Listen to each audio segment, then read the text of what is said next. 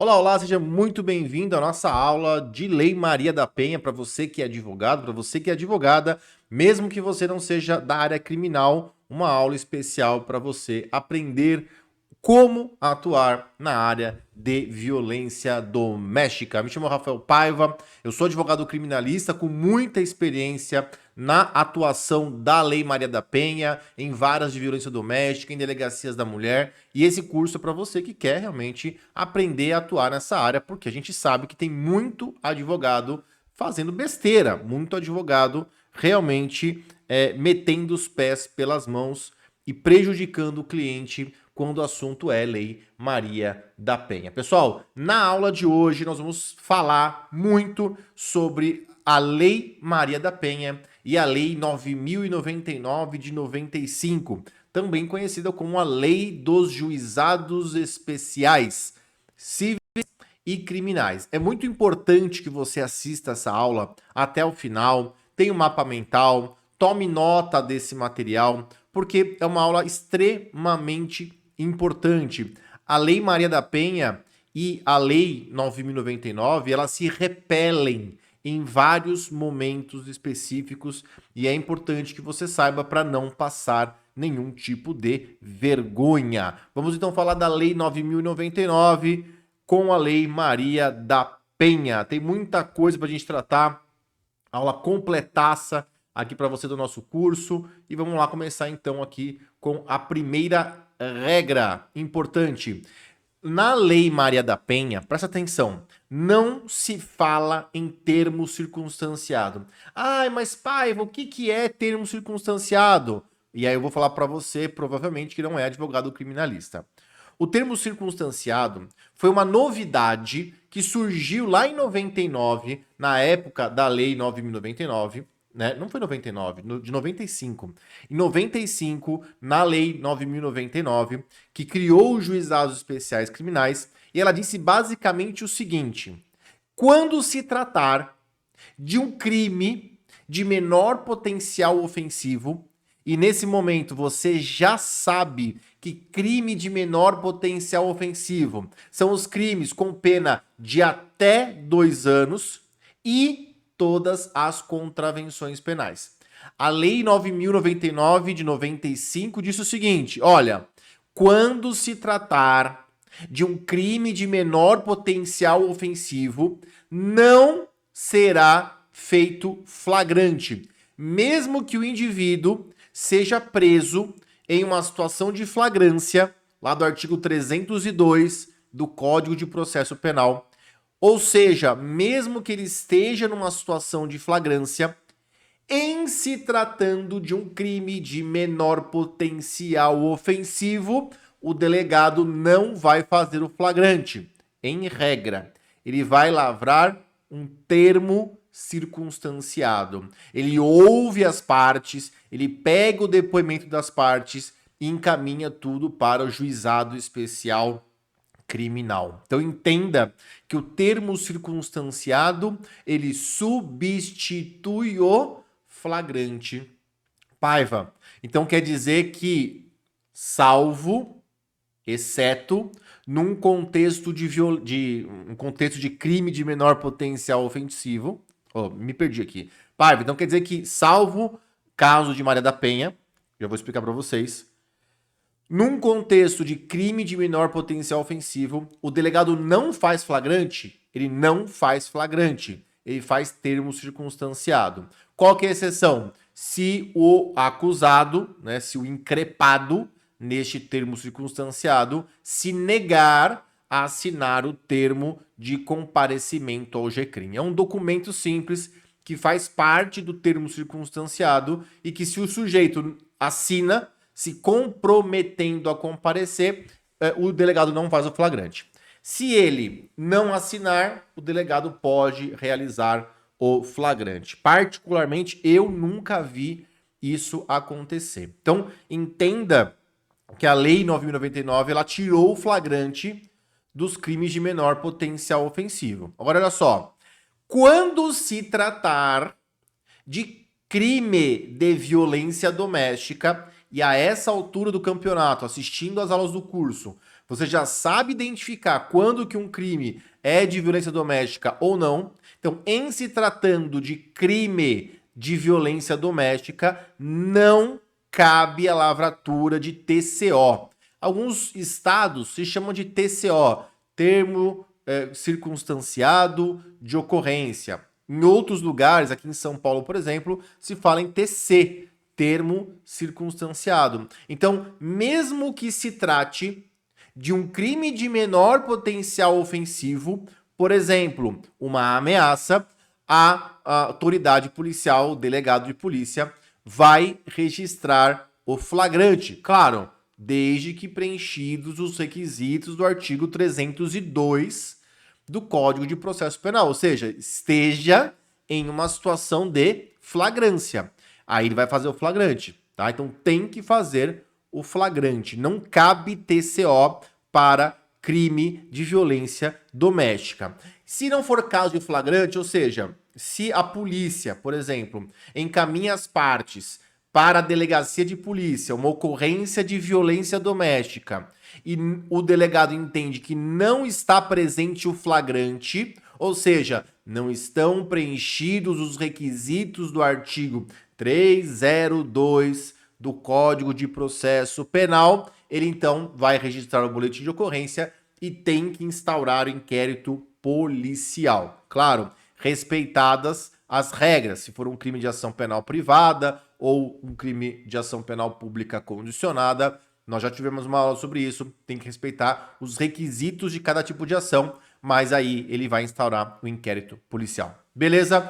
Primeira parte da aula, done, matamos, não cabe TCO na Lei Maria da Penha, crime de violência doméstica. Olha só, Lei 9.099 não se aplica, isso aqui vai te ajudar muito a entender, a crimes a Lei 9.099 não se aplica a crimes da Lei Maria da Penha. Ou seja, existe um preceito na Lei 9.099, a Lei dos Juizados Especiais Criminais, que estabelece, muitas vezes, a substituição da pena por multa ou algum tipo de prestação pecuniária, indenização. No caso, e anota isso, no caso de qualquer crime de violência doméstica, não pode haver isoladamente a aplicação de pena de multa ou aplicação de pena de prestação pecuniária. Pode ter também, então, uma pena restritiva de direitos mais uma pena de multa, uma pena privativa de liberdade mais uma pena de multa. O que a Lei Maria da Penha proíbe é a aplicação apenas de uma pena de multa ou uma pena de prestação pecuniária. Beleza? Segunda parte da nossa aula, done, finalizada também. Vamos aqui dar sequência, vamos falar do ANPP. ANPP, pessoal, Acordo de Não Persecução Penal, uma novidade trazida lá pela Lei Anticrime, mudou lá o artigo 28A do Código de Processo Penal. O ANPP, ele é justamente um acordo de não persecução penal. É um acordo que o Ministério Público pode fazer em alguns crimes para evitar o oferecimento da denúncia. Não se confunde com a delação premiada, tá legal? Delação premiada é uma coisa, a ANPP é outra coisa. De qualquer forma, na Lei Maria da Penha não cabe a ANPP, não cabe acordo de não persecução penal para o indivíduo que está sendo investigado ou acusado de crime de violência doméstica. Uma regrinha que está estampada claramente, de forma expressa, não tem nem discussão sobre isso, no artigo 29A, parágrafo 2º do nosso querido Código de Processo Penal. Então, parte 3 dessa aula finalizada. Lembra, Lei Maria da Penha não admite acordo de não persecução penal. Olha como é importante você revisitar as nossas aulas anteriores e entender quando que um crime ele atrai a Lei Maria da Penha, ou seja, quando que um crime é de violência doméstica e quando ele não é. Porque quando ele for de violência doméstica, ele vai impedir uma série de NPP, pessoal.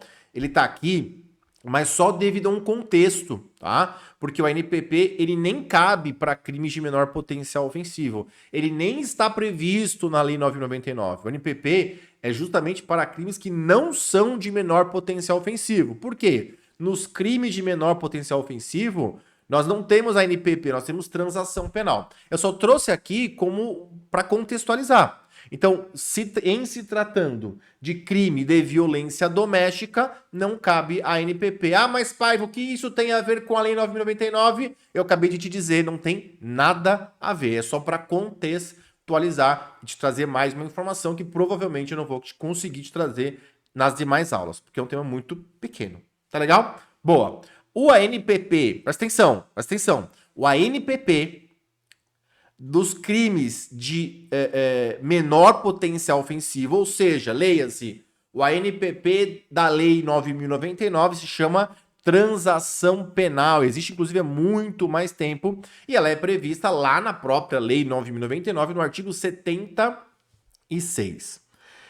Entenda aqui comigo que a transação penal também é um tipo de acordo feito entre o Ministério Público e o pré-acusado. E por que eu falo em pré-acusado? Porque a transação penal, ela vem antes do oferecimento da denúncia. Então, teoricamente, eu não poderia falar em acusado. Então, aqui em pré-acusado, né? Então, a transação penal é um acordo que o promotor vai propor para alguém que está sendo investigado, está prestes a ser denunciado, para evitar o oferecimento da denúncia e, consequentemente, evitar a ação penal. Então, na transação penal, não tem condenação. A bem da verdade, nem processo tem. Então, é um acordo muito vantajoso. Vai caber nos crimes com pena máxima de até 2 anos não está aqui, mas anote aí, nas contravenções penais, ou seja, todos os crimes de menor potencial ofensivo. Mas não cabe para a Lei Maria da Penha. Então, novamente, a Lei Maria da Penha joga um balde de água fria nesses tipos de crime, dizendo, olha, mesmo em se tratando de crime de menor potencial ofensivo, por se tratar de um crime de violência doméstica, não cabe transação penal. E a base disso está aqui, ó, não se aplica a Lei 9.099 a nenhum tipo de crime de violência doméstica. Se a transação penal é um benefício muito bom, previsto na Lei 9.099, nós não vamos aplicar esse benefício para os crimes da Lei Maria da Penha. Pegou aí? Quarta parte da nossa aula, done, finalizada aqui com muito sucesso. Vamos para um outro benefício da Lei 9.099, que é o benefício do sursi processual, também conhecido como suspensão condicional do processo. Atenção, atenção! Não confunda suspensão condicional do processo com suspensão condicional da pena. Uma coisa é uma coisa, outra coisa é outra coisa. O sursi processual, entenda, ele vem depois da denúncia e vem antes da pena. Então, o sursi processual, que é previsto nesse artigo aqui da Lei 9.099, ele não se aplica à Lei Maria da Penha por força disso daqui, ó. Nós não vamos aplicar a Lei 9.099 para os crimes de violência doméstica, e ele é também uma espécie de acordo entre o Ministério Público e, agora sim, o acusado. Então, ele já foi denunciado, ou porque não coube a transação penal, ou porque ele não aceitou a transação penal, e aí o promotor pode oferecer um segundo acordo chamado de suspensão condicional do processo. Lembrando que, aqui faz um ponto e vírgula, atenção, em que pese o sursi processual, esse cara aqui, estar previsto na Lei 9.099, ele não se aplica apenas a crimes de menor potencial ofensivo. Ele se aplica a crimes que tenham pena mínima de até 1 ano. Vou dar um exemplo. O estelionato tem pena de 1 a 5 anos.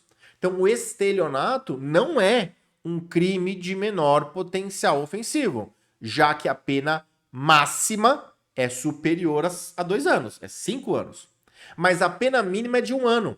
Então, para o crime de estelionato, que não é um crime de menor potencial ofensivo, cabe sursi processual. Beleza? Agora, atenção. Se for Lei Maria da Penha, balde de água fria não cabe. Ah, por que não cabe, Paiva? Porque Deus quis.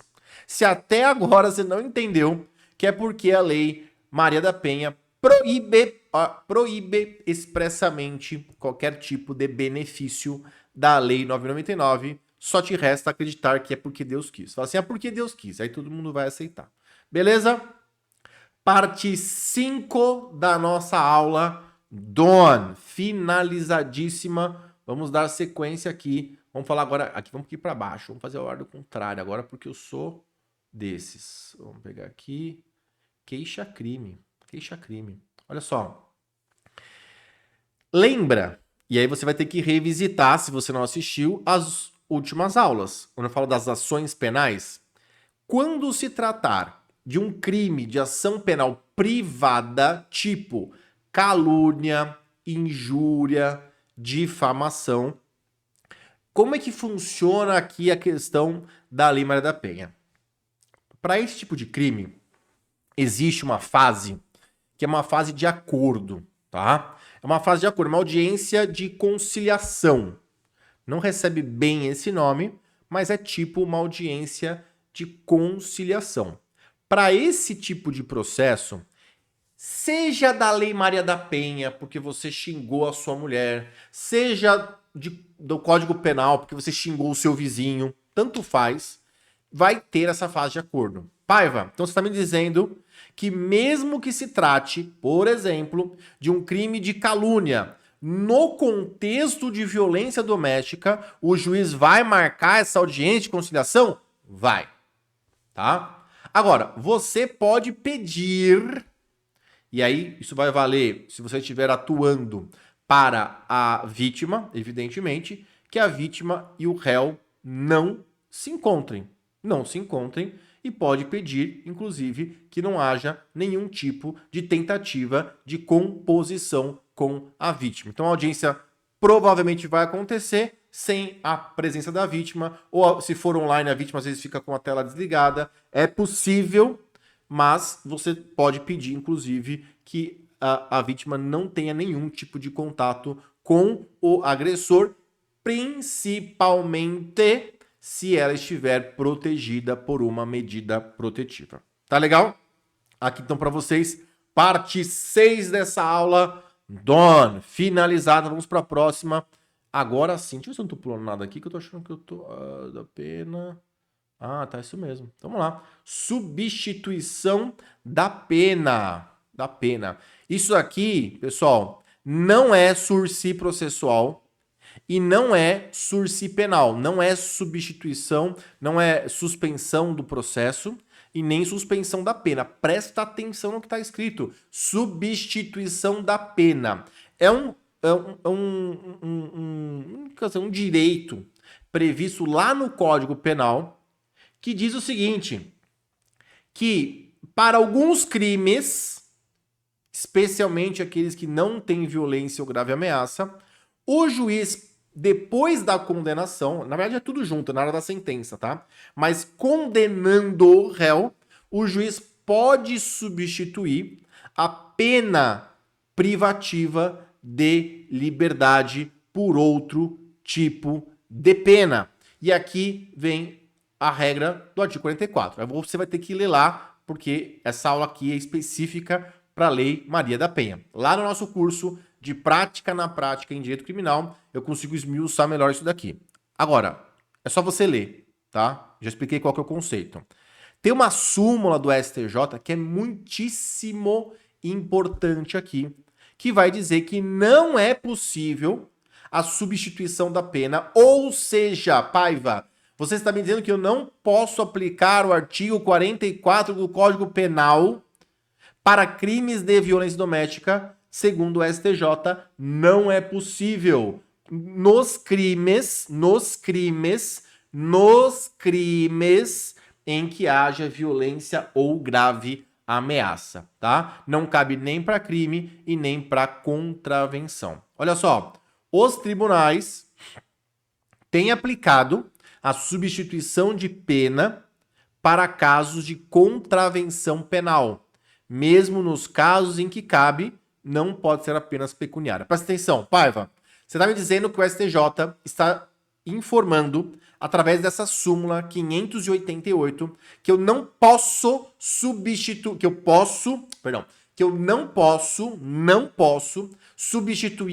a pena nos termos do artigo 44 quando houver violência ou grave ameaça, correto? Correto. Quando não houver violência ou grave ameaça, ele pode substituir? Pode substituir, mas lembre-se, não pode substituir apenas a pena de prestação pecuniária ou multa. Pode substituir, por exemplo, por uma pena restritiva de direitos, prestação de serviço à comunidade, mas não pode somente ser a substituição por uma pena de multa. Agora, ponto e vírgula, exclamação. Se for um crime de violência doméstica com violência ou grave ameaça, não pode substituir por nada. Beleza? Parte 7 da nossa aula finalizada com êxito. Isso aqui nós meio que já falamos. Na última aula, inclusive, eu vou só bater com vocês. A representação. Lembra que na lesão corporal dolosa, que na Lei 9.099 de 95 é de ação penal pública condicionada à representação. Na Lei 9.099, como nós não... na Lei Maria da Penha, como nós não aplicamos nada da Lei 9.099, o crime de lesão corporal dolosa leve é de ação penal pública incondicionada. Paiva, não entendi porra nenhuma. Me explica de novo. Vou explicar de uma forma mais simples.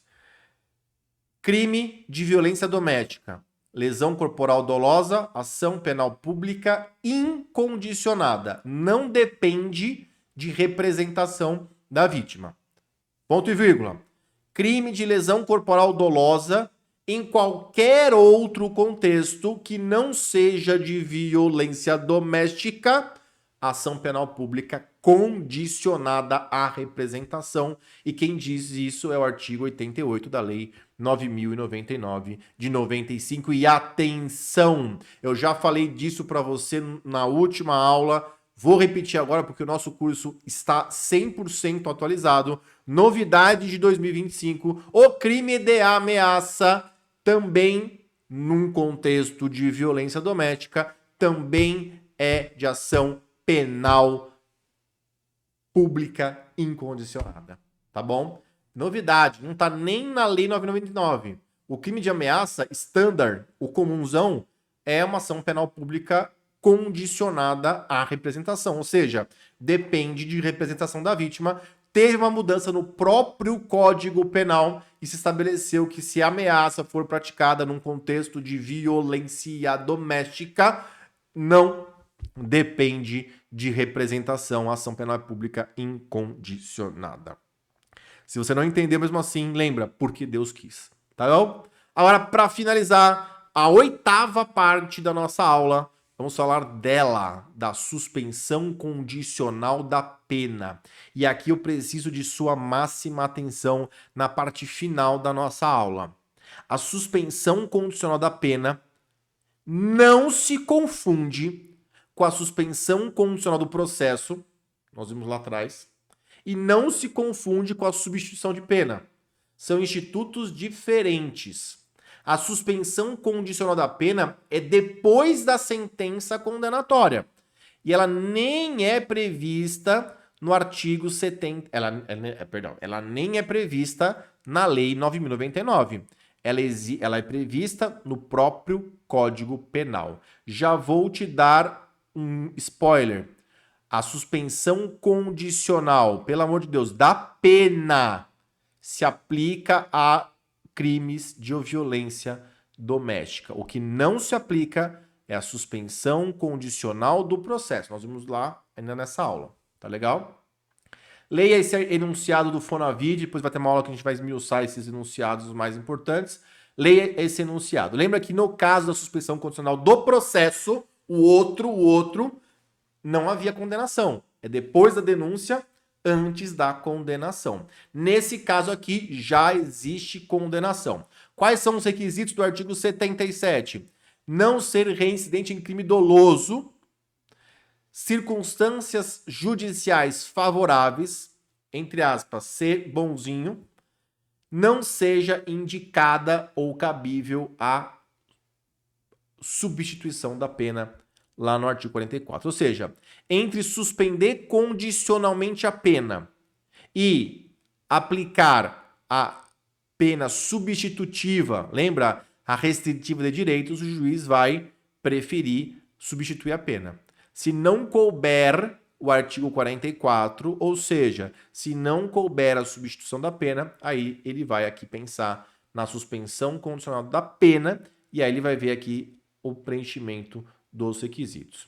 Apesar de haver uma divergência no STJ, a posição que prevalece é que cabe suspensão condicional da pena para crimes de violência doméstica. E assim nós acabamos a nossa aula de prática na prática em Lei Maria da Penha. Para você que é advogado, para você que é advogada, se você gostou dessa aula, curte, comenta, avalia, dá 5 estrelas, porque essa aula ela é muito, muito completa e é uma aula que tá de coração para você advogar melhor nessa área. Tá legal? Fica com Deus, um beijo, um abraço, até a nossa próxima aula e tchau!